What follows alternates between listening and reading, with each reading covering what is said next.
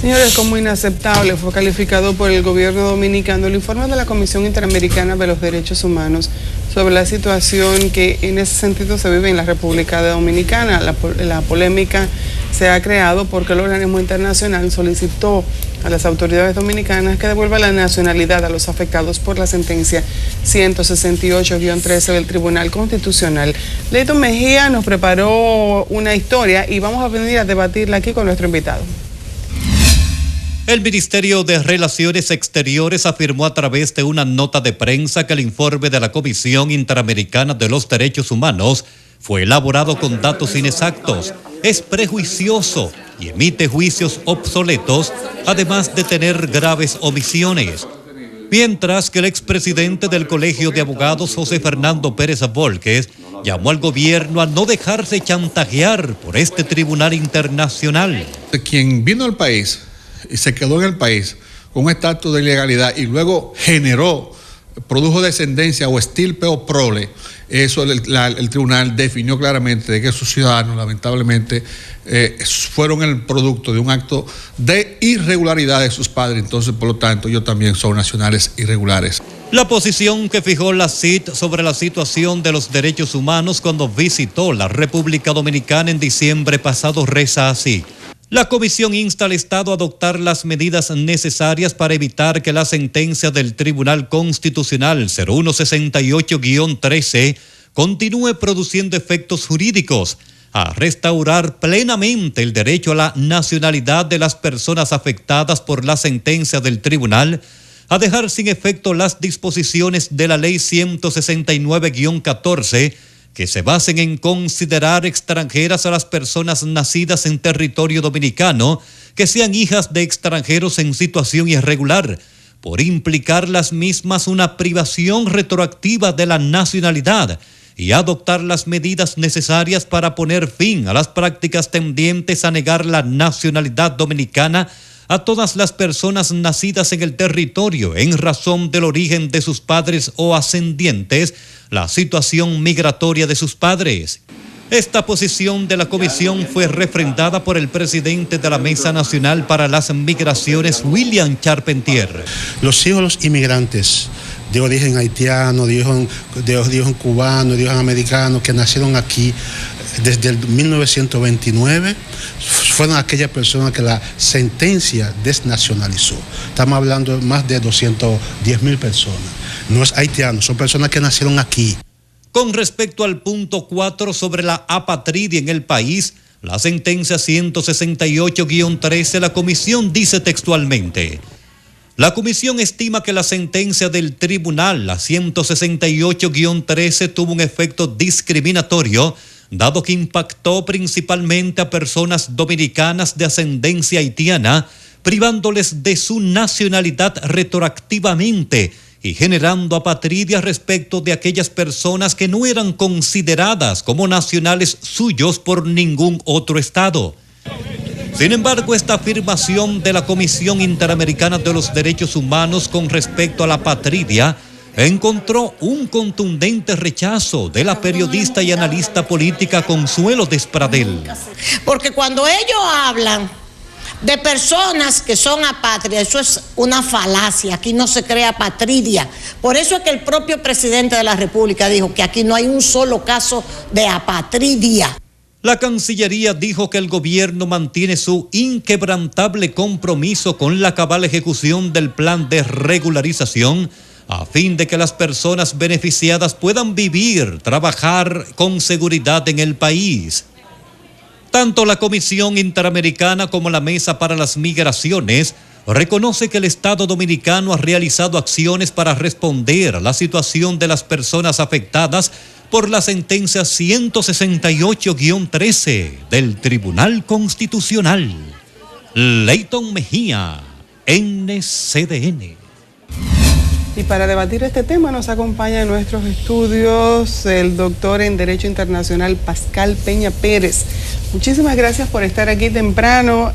La verdad es que el tema ha vuelto sobre el tapete luego de que se entendía que ya había cumplido su proceso y de hecho se estaba trabajando, yo no diría que avanzando, pero sí trabajando con los ciudadanos que necesitan sus documentos, algunas quejas respecto al sistema, algunas muy graves.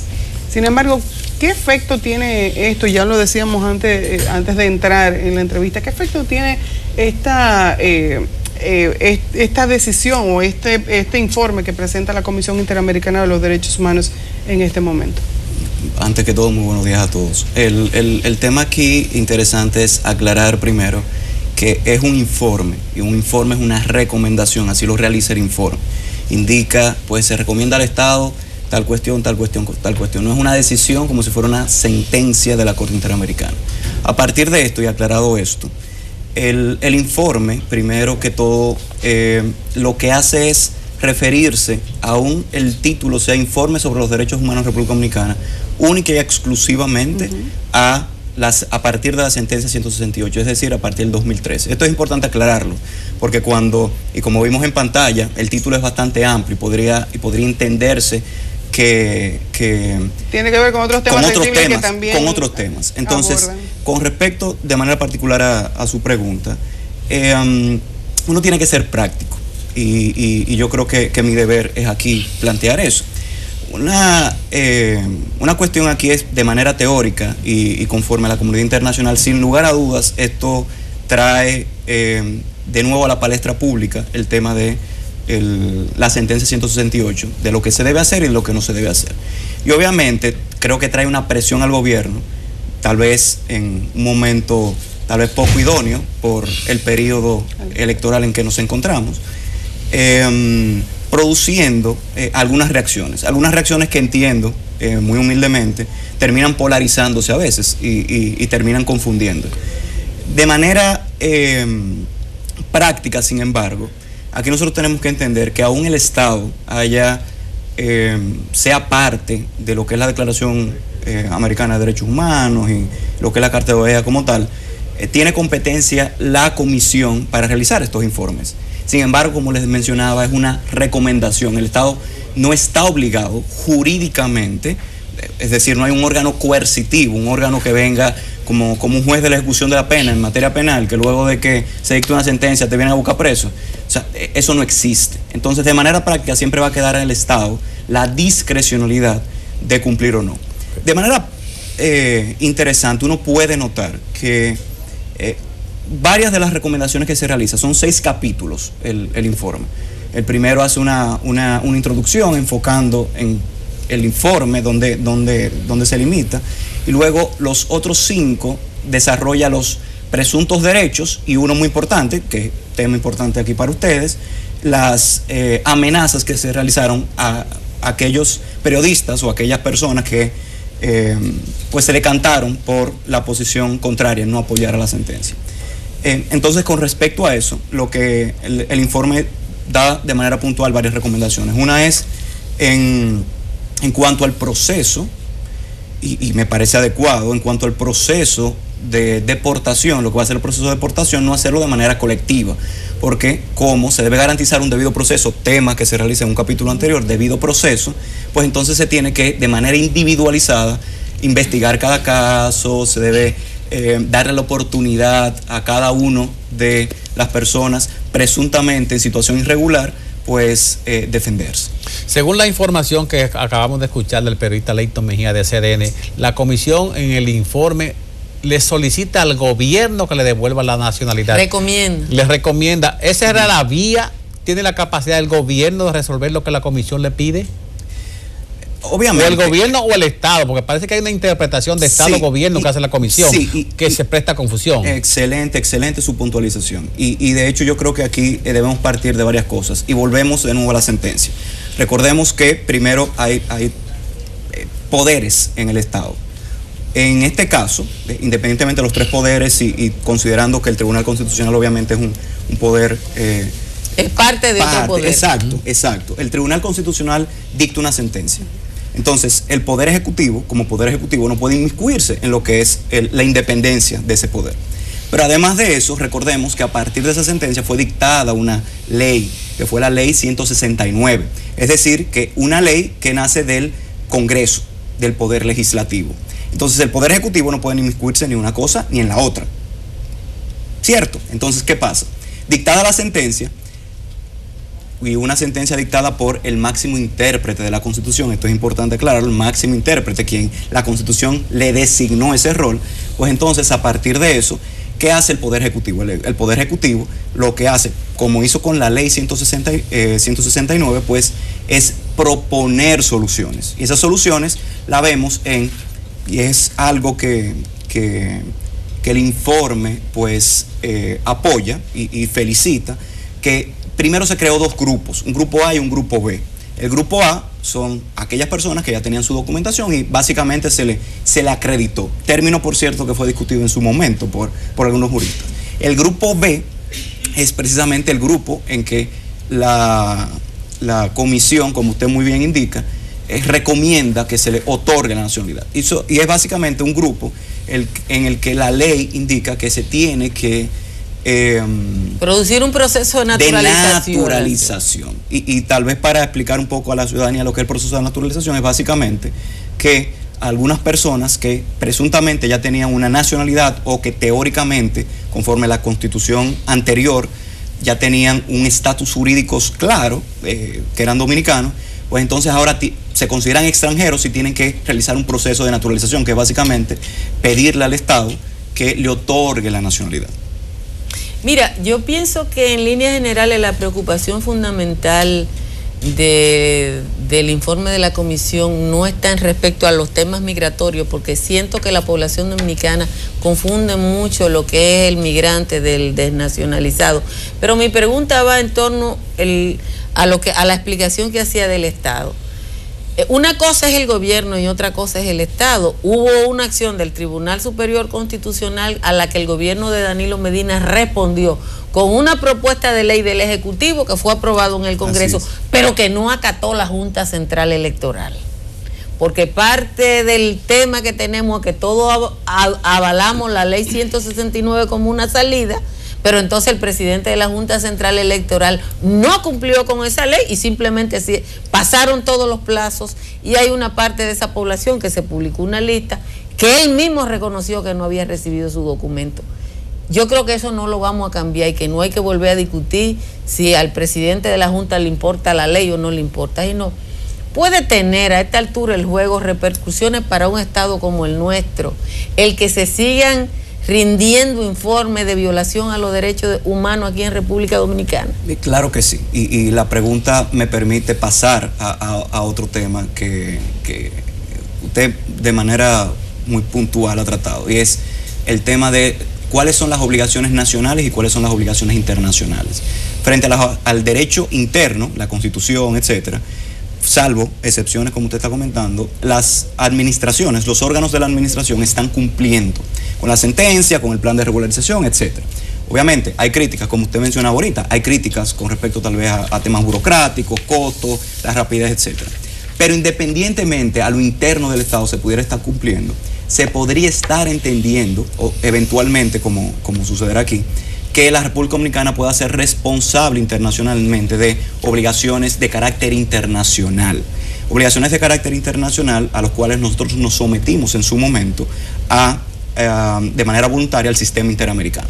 Y aquí entonces vendría de nuevo la discusión de si a través de la sentencia 256 del Tribunal Constitucional, la cual declaró inconstitucional el instrumento de ratificación de la competencia contenciosa, es decir, la que nos obligaba, para traducir, la que nos obligaba a nosotros someternos a la Corte Interamericana, pues entonces uno diría, ya no hay competencia.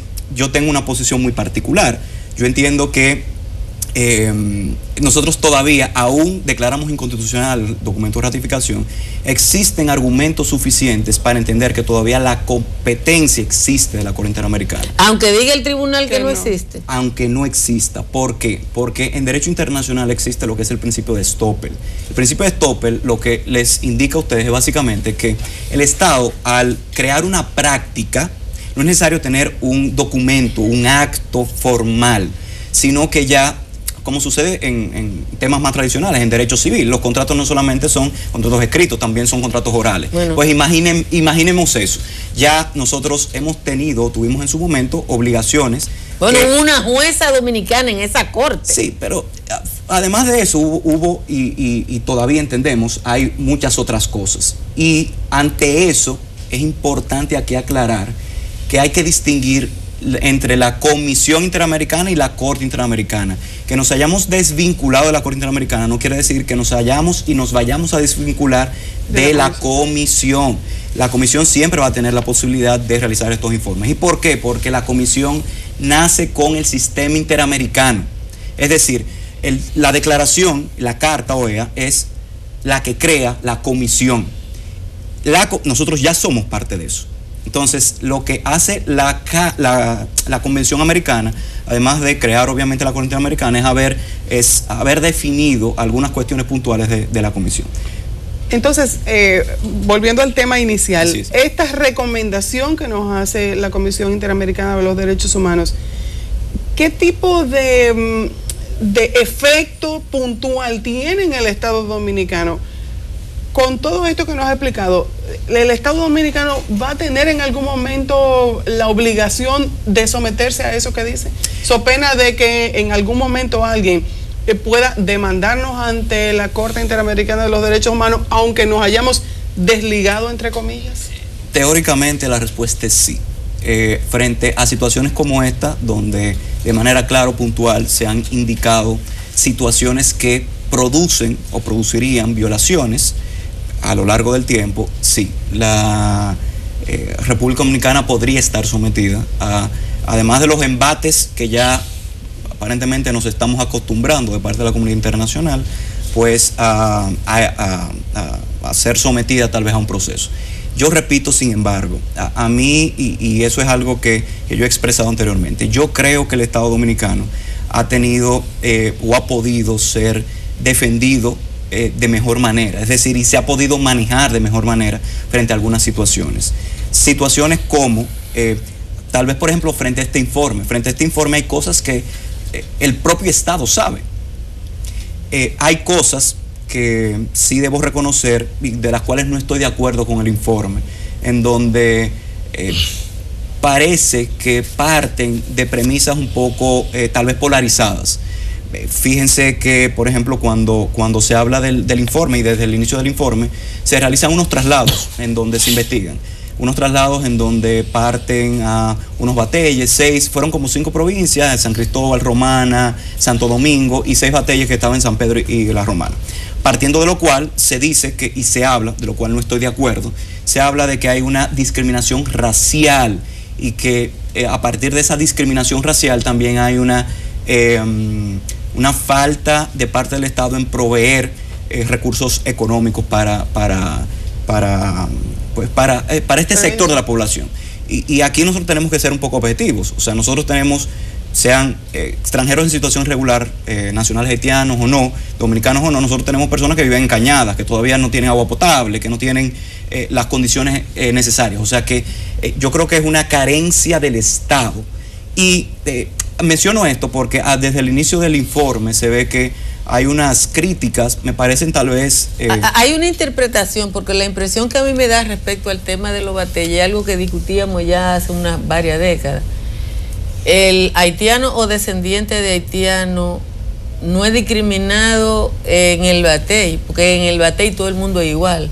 O sea, la discriminación existe, pero en el batey, todo el que vive en batey es pobre. Y por ejemplo, usted tiene batey como lo del ingenio Barahona, que ya no hay haitiano, pero todo el mundo es pobre. Entonces, todo el que está en el batey es discriminado. No es discriminado por la ascendencia haitiana, sino por su condición de pobre. Entonces, ante situaciones como esa, excelente. Entonces, ante situaciones como esa, ¿qué debe hacer el Estado? Pues lo que se llama en derecho internacional acciones afirmativas o acciones positivas. Es decir, pues tratar de regular de manera particular, regular de manera... puntual a esos batalles. ¿De qué manera? Tal vez proveyéndole, tal vez el Estado invirtiendo de manera particular en esos batalles, dándole la provisión de recursos, de salud, etcétera. Es decir, que es posible hacerlo. Y esas son situaciones que el Estado podría eventualmente, y repito, de manera obviamente discrecional, podría adentrarse. Relacionado con la pregunta de Altagracia y la respuesta tuya, ¿hay un protocolo del gobierno dominicano que es que cuando hay una manifestación de una opinión de un organismo internacional, mandan una comisión fuera a responder. ¿Es suficiente con que se responda de aquí o se necesita una documentación que soporte lo que se está diciendo de lo que se ha hecho? Yo creo que siempre es necesario, porque así lo hace el informe. Y repito, yo creo que al inicio de todo este proceso no estuvimos bien defendidos. Yo creo que aquí el tema, más que ir a responder, es nosotros tratar de manera concreta aclarar algunos puntos que, repito, me parecen inadecuados del informe, y hay otros que sin duda son necesarios puntualizar. Entonces sí, a través de documentaciones, etcétera, es siempre adecuado frente al derecho internacional, puede demostrar, claro que sí. ¿Ha habido falta por parte del Estado Dominicano con relación a las personas que, habiendo obtenido la documentación dominicana, siendo dominicanos por papel ilegal, por el tiempo que han estado aquí, ¿ha habido fallas por parte del Estado a partir de la sentencia 168 en derecho internacional, visto desde derecho internacional? Sí, sin lugar a dudas, frente al derecho internacional, sí. Las causas de esas faltas ya es otra cosa, porque como usted mencionaba ahorita, doña Altagracia, que el tema aquí tal vez tal vez falta de recursos o tal vez de una institución que se maneje o quiera manejarse de manera independiente, pues sí, el tema es que frente al derecho internacional eso es indiferente. Hay un principio en derecho internacional que indica que uno no puede alegar una norma interna, es decir, del derecho dominicano en este caso, para inaplicar una de carácter internacional, como sería en este caso los derechos humanos y derechos fundamentales. Y nosotros, y esto es importante aclarar, nosotros como Estado hemos sido condenados por la Corte Interamericana en 3 ocasiones. Una es la de Jan Bosico, 2006, otra en el 2012, Nadella Dotsema, y en el 2014 con la sentencia en la que nos indica la de expulsados dominicanos, en donde se vuelve y se reitera los criterios anteriormente expuestos en las sentencias anteriores, donde se indica que se le había quitado la nacionalidad. Y el informe recoge eso. Bueno, hay un tema que es interesante en términos de los efectos, que quizás ya en términos personales es lo que a mí me preocupa, hasta dónde llegan los efectos de informes y sentencias de esta naturaleza, y es, por ejemplo, la gran prensa suramericana ha identificado, el diario Clarín hizo una serie sobre varios ciudadanos argentinos, hijos de argentinos que nacieron en República Dominicana y que en un momento se consideraron apátridas, son apátridas porque no son dominicanos y no son argentinos, y cómo esa gente estaba buscando la nacionalidad argentina y gestionando eso. En el sistema de derecho internacional hay casos de algún tipo de retaliación contra estados violadores de los derechos humanos. Por ejemplo, le voy a poner el caso de Siria y de Libia, por ejemplo, que Estados Unidos lo condenó, fue por violación a derechos humanos, fundamentalmente, y también pasó en el caso de Cuba. ¿Ha tenido un costo económico para algún estado? Condenas que parecen superficiales para nuestra cultura ombligocéntrica. Claro que sí, la respuesta es claro que sí, pero aquí hay que aclarar que nosotros no estamos en una situación como Siria, donde estamos hablando tal vez de refugiados y estamos hablando de... No, es anterior a la crisis de los refugiados. Bueno, el tema es que sí, y aquí se hace necesario puntualizar que en situaciones como esa, que son situaciones, a mi entender, situaciones excepcionales, el Estado indica de manera clara, tanto en su legislación como en su Constitución, de que habría apatridia y habría una obligación de parte del Estado en otorgar la nacionalidad. Pero yo repito, y es una opinión que tal vez no pueda ser compartida por todos. En el caso de los nacionales haitianos, estamos hablando de nacionales haitianos. Entonces, aquí no estaríamos hablando de apatridia. No, en el caso de los migrantes. Sí, pero los casos inmigrantes en República Dominicana, ya los casos aquí en República Dominicana, cuando han surgido generaciones en generaciones, y ese es tal vez la mayor crítica que se tiene en República Dominicana, cuando ha surgido de generación en generación, sí hay una obligación de parte del Estado por los criterios que el artículo 151 de la Ley de Migración indica, en donde se habla de el tiempo que tiene el Estado, que tienen esas personas en el Estado, su condición socioeconómica, laboral, etcétera. Y antes yo creo que tal vez de concluir con el tema, nosotros tenemos que aclarar que todos los estados tienen su legislación. Y derecho. Y tienen su derecho. Y esos derechos al mismo tiempo están limitados por el derecho internacional y por la propia Constitución. ¿Son extremos estos derechos de la República Dominicana? Yo entiendo que no. El tema tal vez criticable fue el tema de la retroactividad, porque estos mismos criterios que estamos asumiendo como Estado han sido asumidos incluso de manera tal vez un poco, tal vez la palabra no sería correcta, pero tal vez hasta de manera más violenta en otros países. Estados Unidos, por ejemplo, no garantiza un debido proceso, como vamos a garantizar nosotros a través de la legislación. Es decir, cuando hay un extranjero que es ilegal, lo meten, vamos a utilizar esa palabra, ¿verdad? Lo detienen en un centro de detención y en menos de 48 horas ya está deportado. Entonces, el foco obviamente se ha centrado en el tema de los nacionales, los extranjeros en situación regular, vecinos, nuestros vecinos, los nacionales haitianos, por eso, porque es la mayor cantidad de población. Pero la ley, la Constitución y la sentencia ha hablado de lo que es extranjeros de manera general. Bueno, vamos a tener que seguir escuchando sobre ese tema, yo creo que muchísimo más. Y en un punto en el que estamos, en medio de un proceso electoral, yo creo que todavía más aún. Muchísimas gracias por haber estado con nosotros en esta mañana. Señores, vamos a una pausa y enseguida volvemos.